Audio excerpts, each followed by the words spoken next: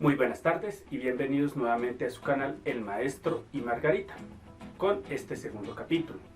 Desde el primer capítulo tenía la inquietud de cómo iba a iniciar todos los videos y después de mucho pensarlo, pues, oye, ¿cómo vamos a empezar los capítulos? Hay que hacer algo interesante, algo que le llame la atención a la gente. Oye, sí, eso suena interesante, pero ¿qué podemos hacer? Así que decidí, de aquí en adelante, todos los capítulos van a iniciar con un pequeño dato curioso. El dato curioso va a ser por qué en los relojes de marca o finos vemos que el número 4, el número romano, está representado con 4 palitos y no con lo que tradicionalmente uno asumiría que es un palo y una V. ¿A qué se debe esto? Pues este es el dato curioso que solo lo sabremos hasta final de este capítulo. El día de hoy les voy a mostrar unas pequeñas compras que hice, porque pues como les mostraba, la biblioteca o los muebles que tengo donde se encuentran muchos libros no se construye de un día para otro, sino que es un proceso de muchos años que consiste en ir constantemente a bibliotecas o a papelerías o a diferentes sitios donde uno pueda adquirir libros, ir comprando progresivamente. Y pues hace unos días compré unos libros por los lados del Éxito. Había también una librería que tenía libros en promoción, así que pues quiero aprovechar para mostrarles qué fue lo que compré y por qué.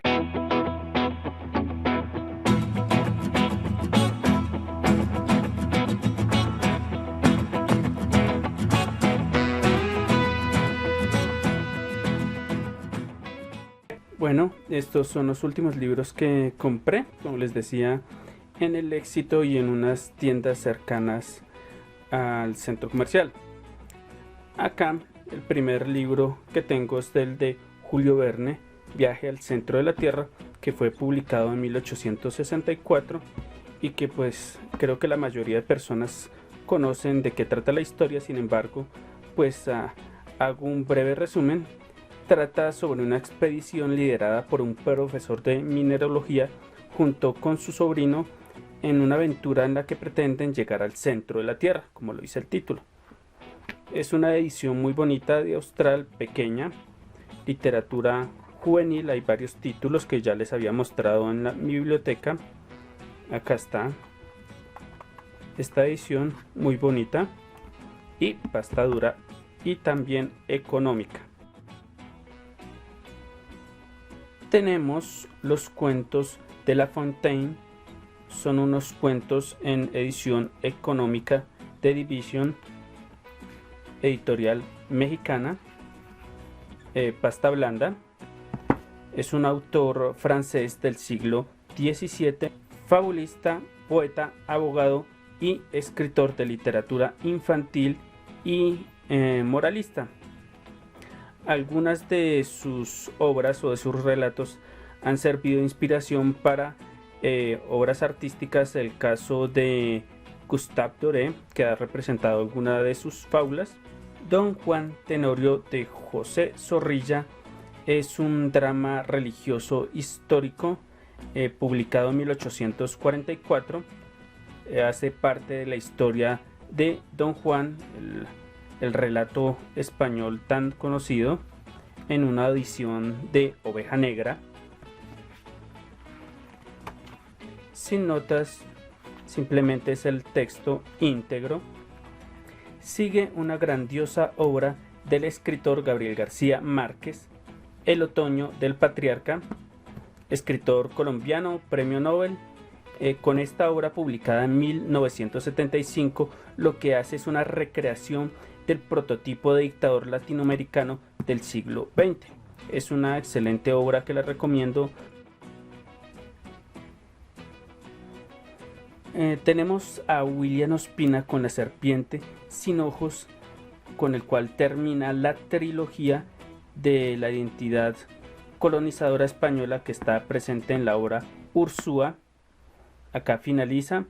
Es una edición pasta dura, muy bonita, como se dan cuenta. Sin notas, es el texto íntegro con un pequeño mapa al principio sobre la expedición de Pedro de Ursúa, indicando el trayecto, el recorrido que realizó.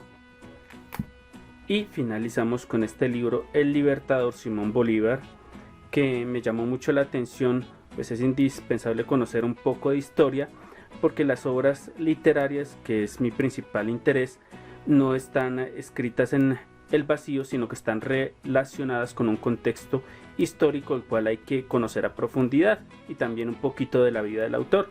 Entonces compré esta edición muy bonita sobre la vida del Libertador.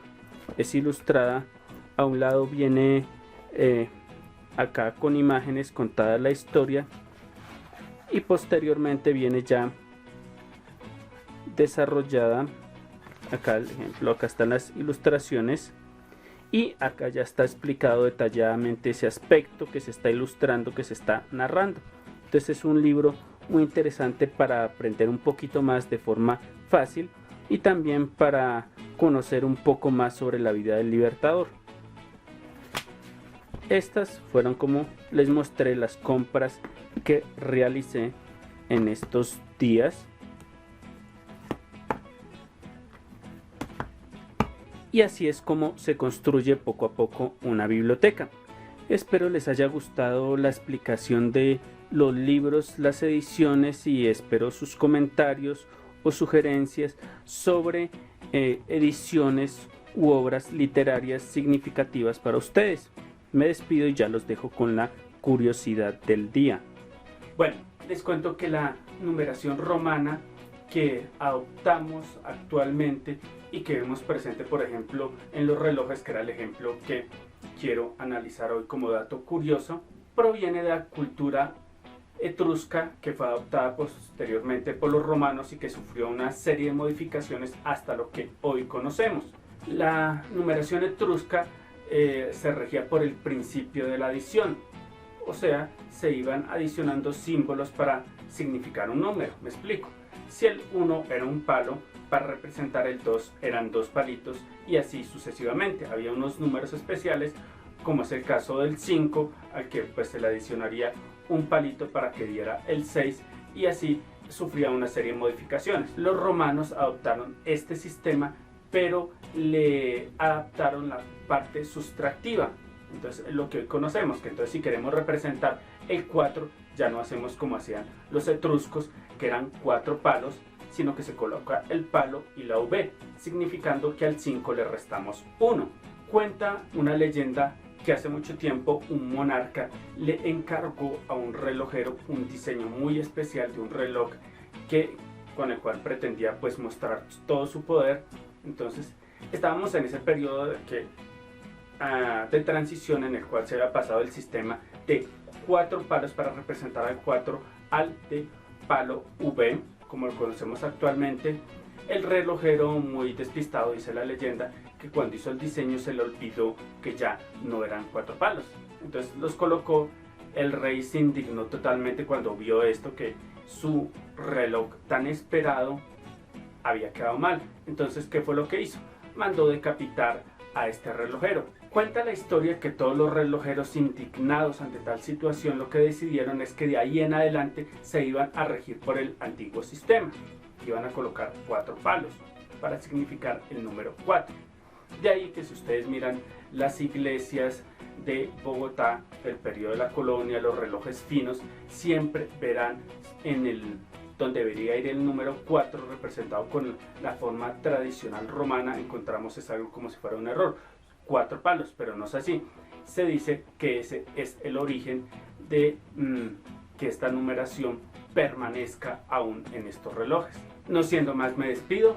Por favor, si tienen algún dato curioso para compartir, escríbanme, colóquenlo como comentario. No olviden suscribirse, dar like y compartir, por favor. Si tienen algún libro de literatura que quieran que comparta por este canal, háganmelo saber, me escriben y miraremos qué posibilidades hay de comentarlos. En el próximo capítulo vamos a trabajar un libro que creo que muchos conocen, Satanás, de Mario Mendoza. Espero sus aportes y comentarios para este video.